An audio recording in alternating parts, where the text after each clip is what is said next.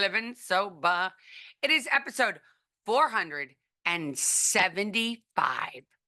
How about that? That's a lot of episodes. Happy Labor Day. Happy Labor Day. That's right. Hey, I have a question for you. Yes, What's that brown thing next to you? Is that Lily the dog? it's Lily the dog. She's Lily's never on here. Has she been in a podcast before? She maybe in the background she's barked, but Okay. all right, we're not going to digress. Welcome to the show. If you're here for the first time, welcome. If you're back, so glad you're back. If you enjoyed today's podcast, please subscribe and share it with your friends. My first question to you is, what does Labor Day mean to you?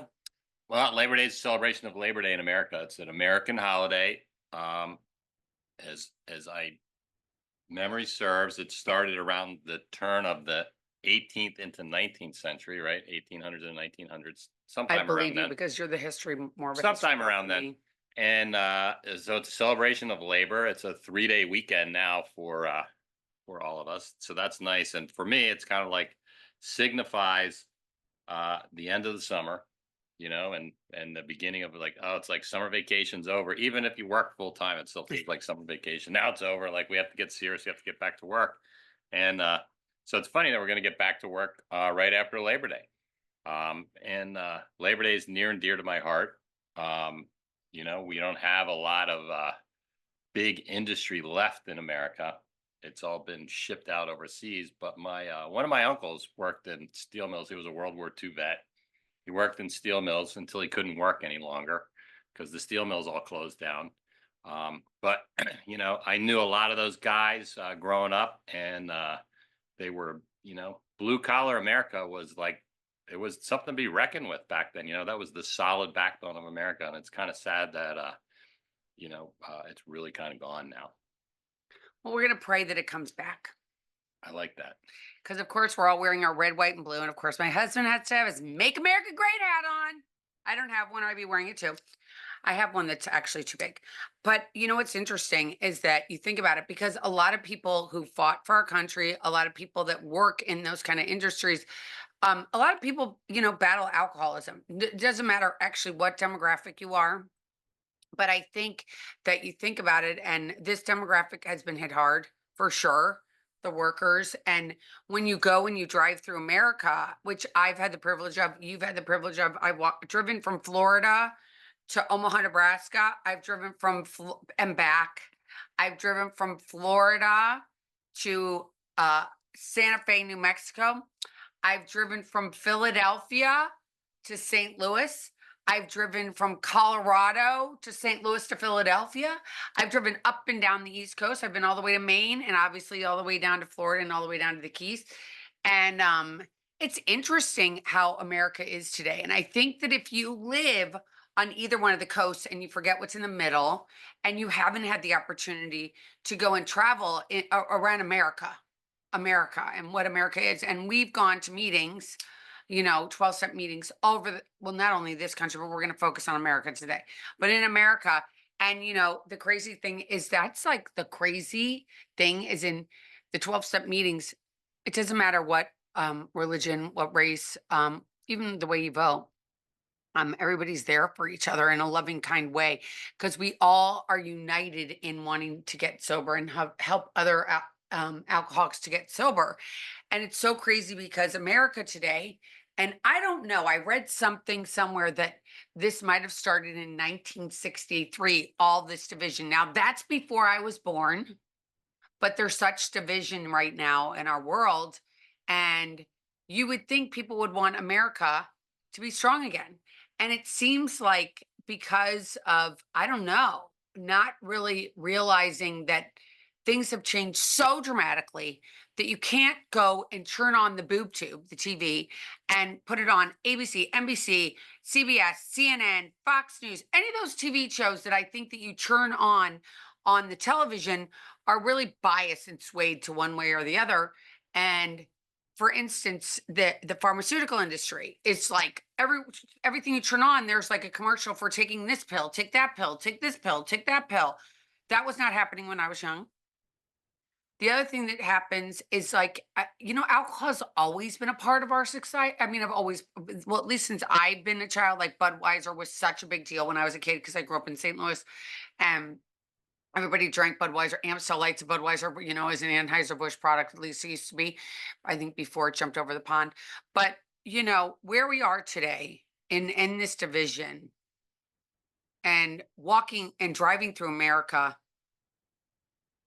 and seeing up close and personal what has happened to the labor in America. There's so many towns that back in the day were like thriving. These towns were adorable. I mean, they'd have the five and dime, they'd have a Woolworth, which was the five and dime, a little grocery store, a place to go get your hair cut. It just like all the things, a movie theater, like all the basic necessities we need as human beings would be in these towns. And now they've kind of all shriveled up. That's true, and I think that the first thing we did was we shipped all our manufacturing jobs overseas, and then we rolled up every other business that there was into like large national chains. So, for me, it's really one thing that I is very obvious to me is that there's two drugstores in America, and that's it. And like you said, I grew up in rural Chester County, Pennsylvania, and there was a lot of small towns out there, and every small town had a drugstore. Every small town had a department store that was just a local department store, and that's where you got all your stuff, and you got all your your groceries from a local grocer, maybe an Acme, maybe.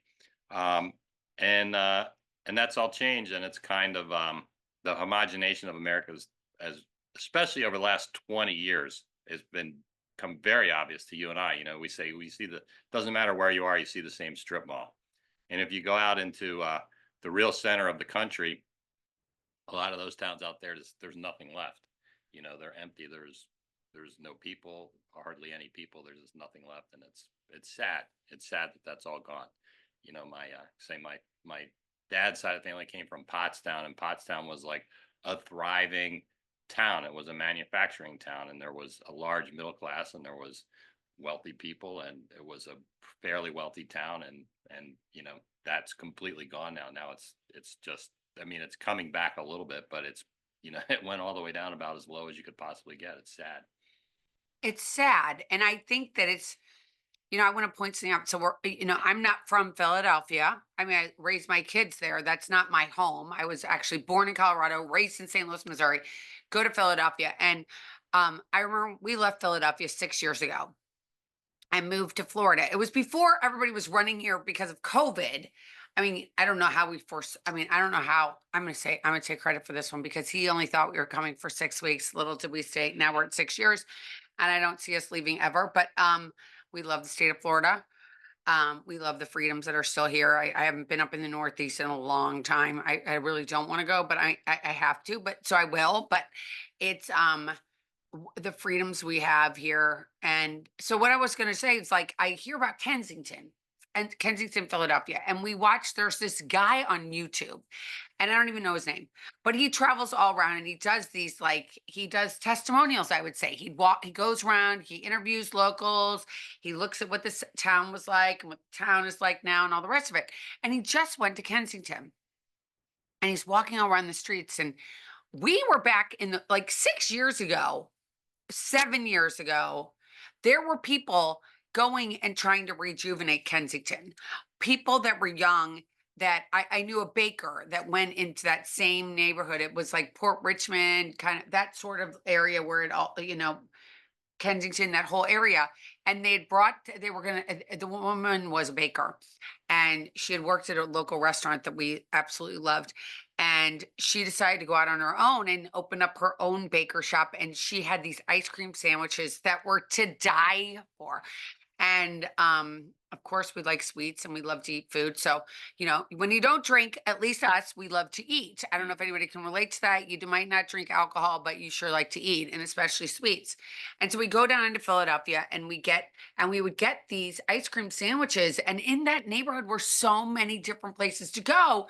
And it was like the young people who got a great idea could go and get rent that was fairly reasonable, I would imagine, and then they could start what they wanted to do, which was build a business and take it to the next level, which I believe is the American dream. And for better or for worse, I've always had my own business. And I've had all different sorts of things that I've done. And now the podcast, which I do out of my house, and I figured out how to work all this computer stuff because my kids don't want to help me. My husband doesn't know how to do it. And so after a lot of YouTube classes and everything else, I've learned how to do it. But that whole thing about getting out there and meeting people and being around people is something that's not around as much as it used to be. What do you mean by that? I mean that, like, I feel like unless you're going to a 12-step meeting, and I don't think, and I still think a lot of people go on Zoom, right? A lot of people go to meetings to find their support groups on the computer. Okay. If you're on the computer, there is no touching, there is no eye contact, really. Mhm. There is no sense of feeling somebody's presence, even in the room. And I was talking to a friend. He's actually 90 and he loves to cook. And prior to COVID, he at least twice a week he'd have a dinner party and all these people would come and his house for dinner. And ever since COVID, he hasn't had that camaraderie. He does not want to move into a home, right? He wants to stay in his own home. He doesn't want to move somewhere like to a retirement community where there's a ton of people that are like you, or you could go do fun things and you'd have that whole, I don't know if it's cost prohibitive or whatever it is. He doesn't live he lives on his own in his own house. And it's, he said to me the other day, he's like, I'm just so sad. I don't get to have people over anymore. Mm. And I think that's like a part of America too. That was like a big thing. I know it still happens in Europe all the time because people all wine and dine and do everything else there. But it's really interesting that people don't do what they used to do. And now I have a question for you again. I grew up with parents that were having dinner parties all the time, parties, parties, parties. I love to have parties. In fact, we have them quite frequently because we love to entertain. We like our house. We love to have people over. But when did people start going to restaurants so often and stopped cooking at home as much?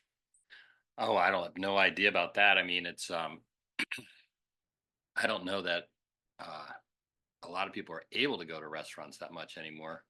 Um, but I think it's a more of a convenience factor than anything else. I mean, and I would bet you anything that it's not so much people going to restaurants that you know people are just getting takeout. I mean, you just push buttons on your phone and food shows up. But we know people that live like that, and so that would certainly contribute to what you're talking about is loneliness. You never get out of the house; stuff just keeps coming. So, it's hard for us to really gauge because we live in a kind of a tourist town. And plus, you and I are lucky. We like to go out and we go out fairly frequently. And a lot of times when we do it, we're like, I don't feel like cooking. Let's go out. But I feel like, especially recently, because we read Carrie Mean's book, Good Energy, and she Hmm. specifies in there. Actually, Robert Kennedy Jr. just mentioned her book when he made when he started to support when he said he was stopping his campaign, going to support Donald Trump, who we of course support. Um, because the reality is, it's like I just want America back, like this place where people loved their country. And again, I grew up in the middle of the country where it was apple pie, the Cardinals, baseball teams, families getting together, a real sense of camaraderie, and people all love whatever team it was. I know in Philadelphia, everybody loves the Eagles. I know here in Florida, a lot of people like the Dolphins.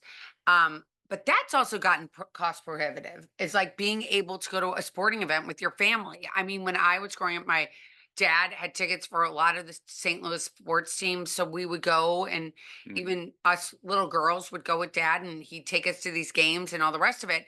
And I think today, taking a family to like, let's just say in the nosebleed section at Hard Rock Stadium to go see the Dolphins play would probably, if you have a family of four, I mean, parking, tickets, food, it could probably cost you up to $1,000, no problem.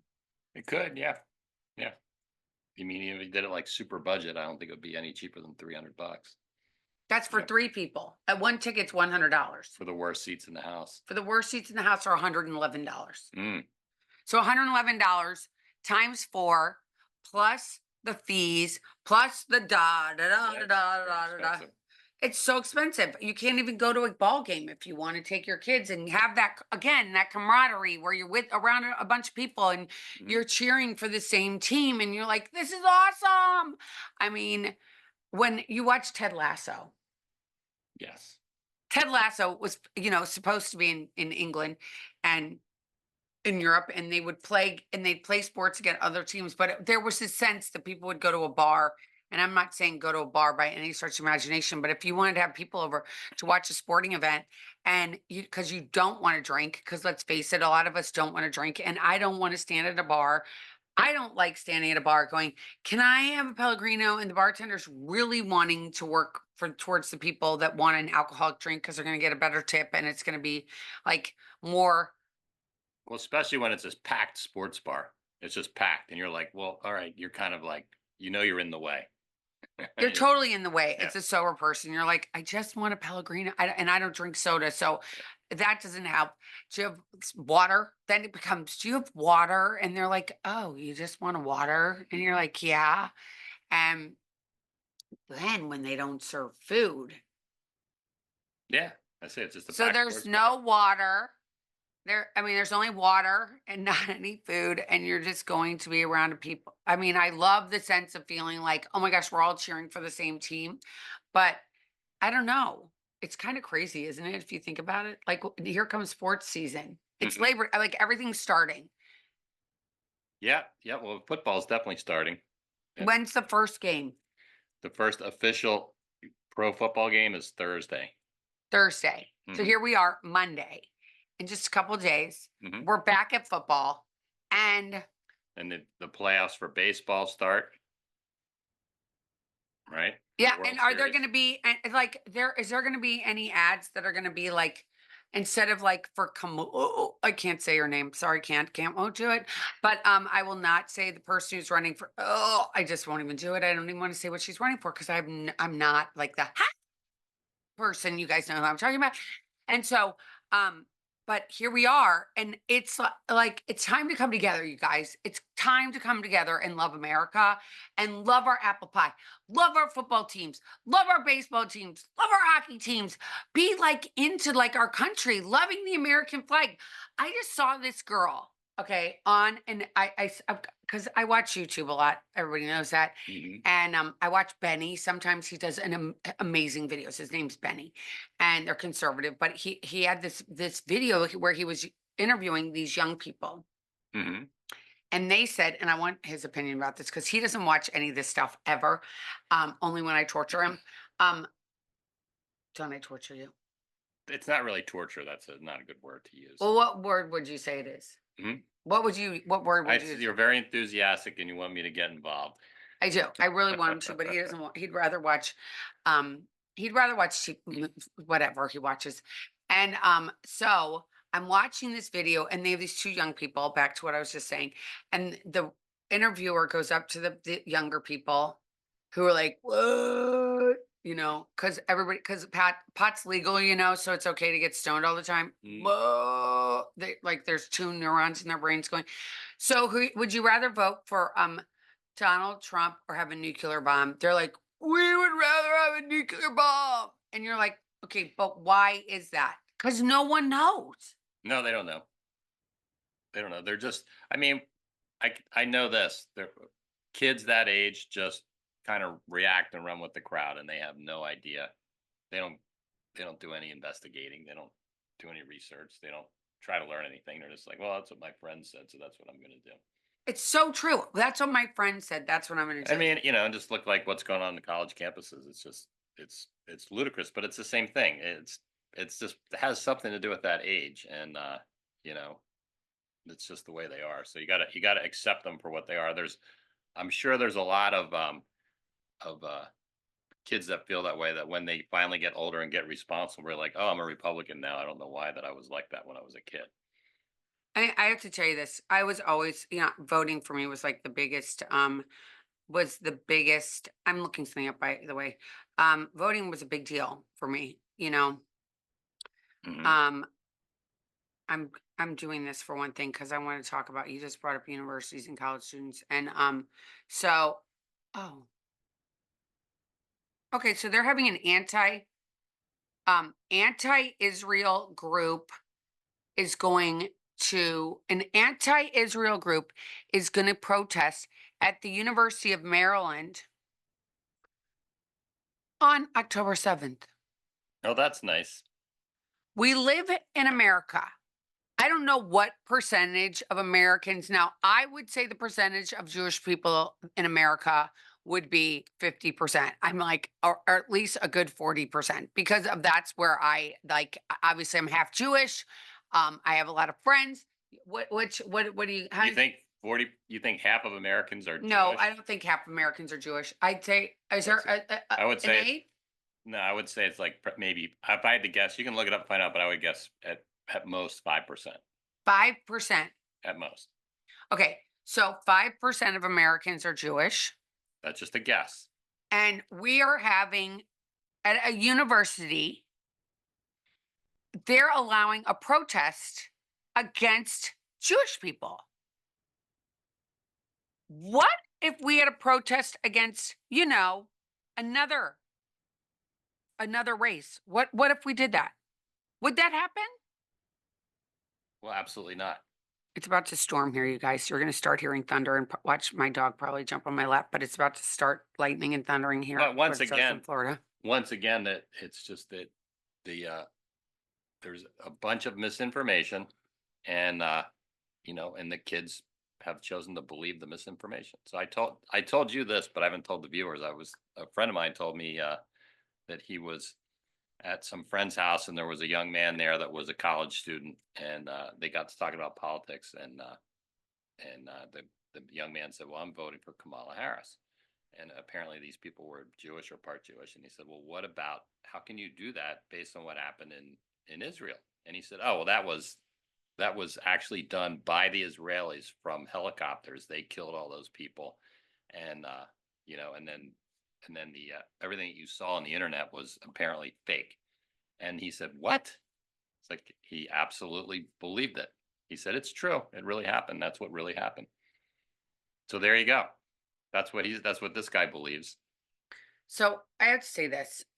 I've had a lot of people that I used to think I was friends with, and I'm doing my air quotes, like some people that I haven't talked to in decades, and I used to drink with that I'm not friends with anymore and haven't spoken to in decades.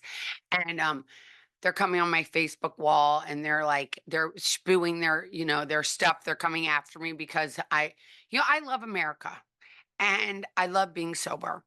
I love helping people. I love helping the fellow American. That has been, and you know what? Actually, anybody that's walking on this planet that's battling this disease of addiction, that's the truth of the matter. And I've always, my grandmother worked for the Women's Republican of Pennsylvania. She was born in 1913. She went to college and that's what she did. And she was always very involved in politics and what was going on in our communities and our society today, back then, until she died in about 18 years ago. And here we are, in 2024. 2 plus 2 doesn't equal 4.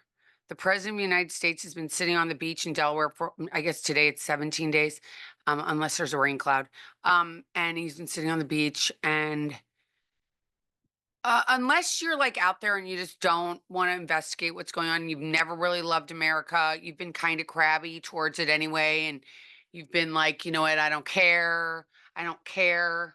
But now it's gotten down to some really scary stuff. They shot at our president. Nobody talks about that anymore. It was literally 2 minutes ago that he got shot and nobody talks about it. Hmm. Nobody talks about it. It's like literally when I was drinking and I got taken to rehab by my father. I called my mother because this is when I was very young. I was 18 years old. I wasn't even 18. I think I was 17. I was 17 years old. And I called my mom after my dad. I'd hit a car. I got a DUI in, this is 1986. So I was 17 and I hit a car and I hit the car and then they take me to the police department. I called my dad and he picked me up. Next day, I thought we were going to breakfast, and he took me to rehab. And my mom, then I'm like the master manipulator. Get me. So my mom gets me, and I climb out the window of the rehab facility. I never stayed there, and no one ever talks about it again. And I obviously had a problem. My dad identified it. God bless my mother, who's no longer here anymore. But you know, I had a problem and nobody wanted to talk about it. We'll just brush it under the rug. And I feel like we live in a society where everything is brushed under the rug. That's a good point. I never really thought about it in those terms, but you're absolutely right. It's just if it doesn't fit the whatever the conversation is that the powers that be want to have, you're right. It just gets completely ignored and never spoken about again. And there's so many things like that. So many things that Mhm. just like this get swept under the rug.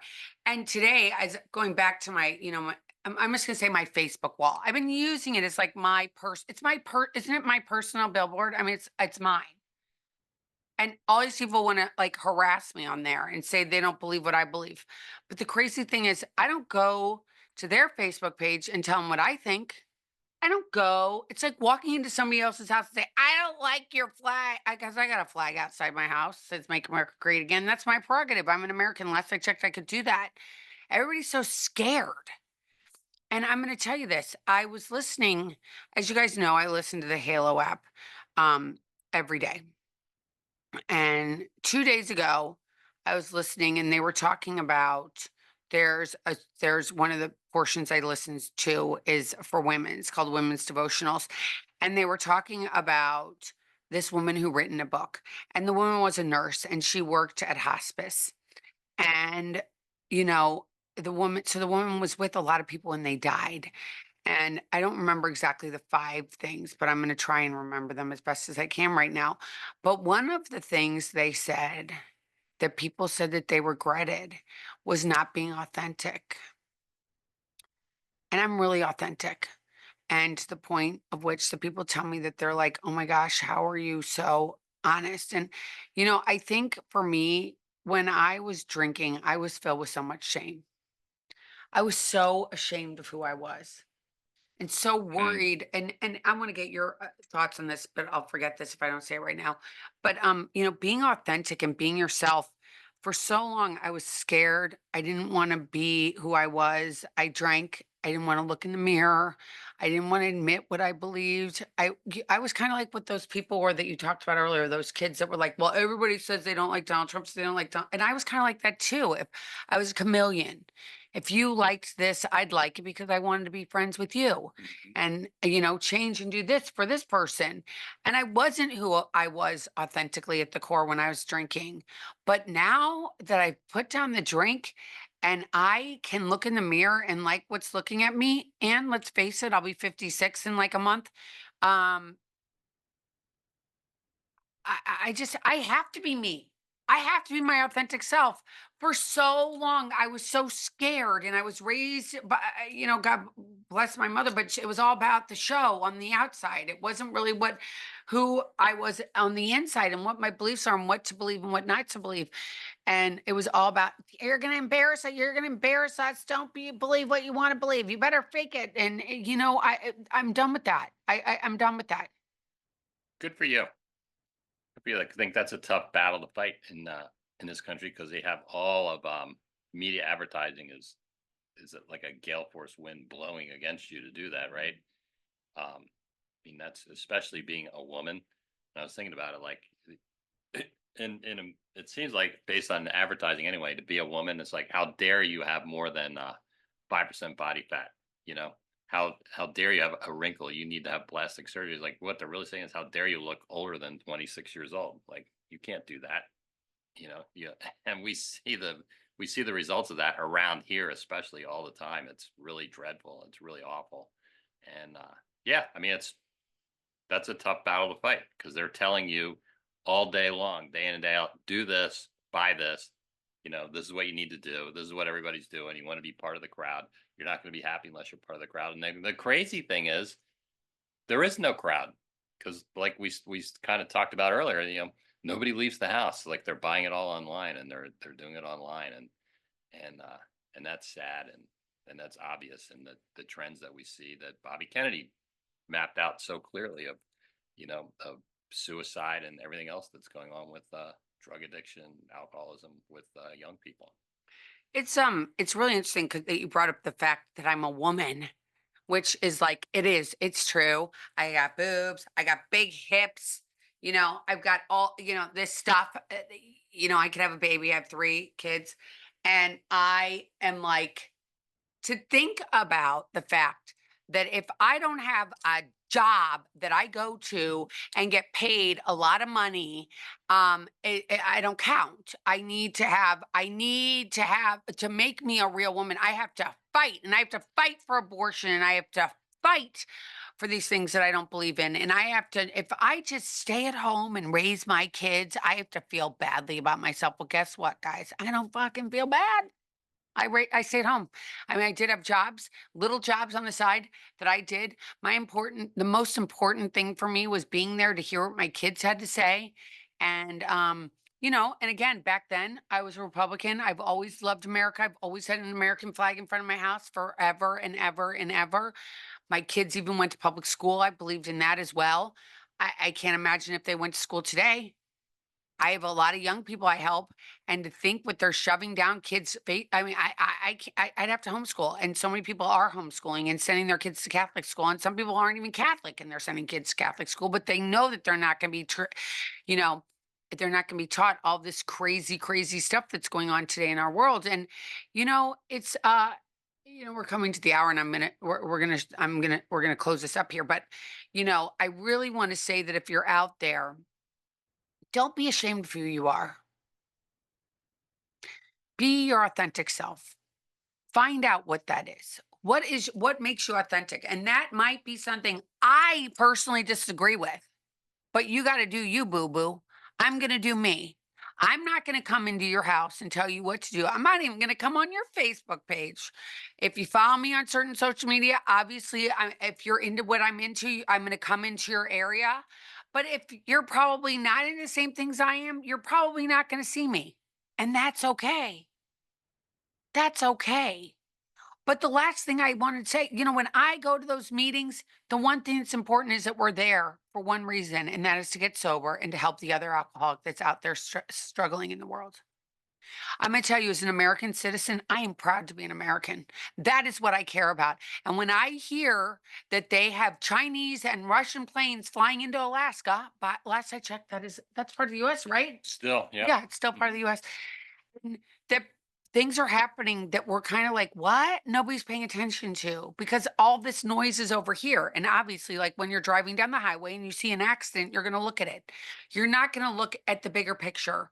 And today in church, when we went there, the priest said, we've got to look at the bigger picture. Like at the end of the day, what is this going to look like for our kids, our grandchildren? Like if we take any steps further back, I'm not going to say her name has already been in office for 3.5 years, last I checked, as the vice president. And everything has gotten worse. Everything's gotten tougher. People are so, so lost, scared. The addiction has taken a levels that is just insanity. More and more kids we know are dying. I mean, let's just face it. When we were young, obviously we did some things that probably weren't the greatest things. We tried things that we're not going to talk about on here, but we tried things that probably weren't healthy to try. But when you tried things back then, it wasn't like, are you going to die? Exactly. Exactly. And today you try something, It can kill you. it can kill you. It could just be a cigarette from a stranger. A cigarette. Somebody wrote to me on Facebook about it, on Instagram. She said, oh my gosh, she knows somebody that got bummed a cigarette from somebody and had fentanyl in it. I had that doctor on. I'm going to repeat it again. He said it's sprinkled in everything. I meet kids that work on the beach here, and these guys, they're talking about, meth. One guy has no teeth. He's young, Yep. no teeth. Because all this around us is so ugly. We live in the darkest, ugliest of times, and it's time to bring the light back. And I know this, it was light when I was growing up. It was light. There was apple pie, there was craziness, but it wasn't like this. It wasn't like this. And people lived in small towns and they worked for factories and they were making things that made our cars work, our houses work, building supplies, all those things. And it's time to love our country.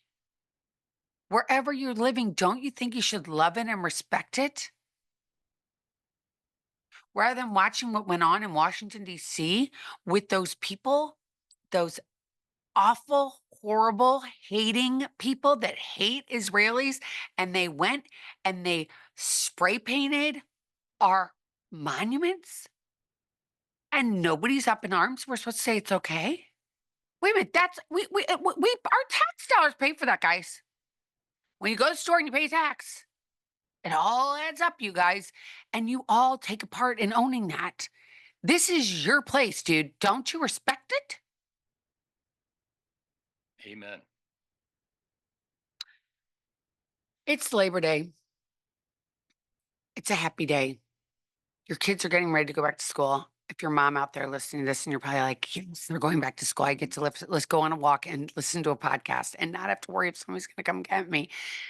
And we get some peace for a little bit and not for long, because let's face it, they leave some of them at 9 and they get back at 2. So you're like, oh my gosh, that was a great break. Not much. But anyway, you're getting excited for that.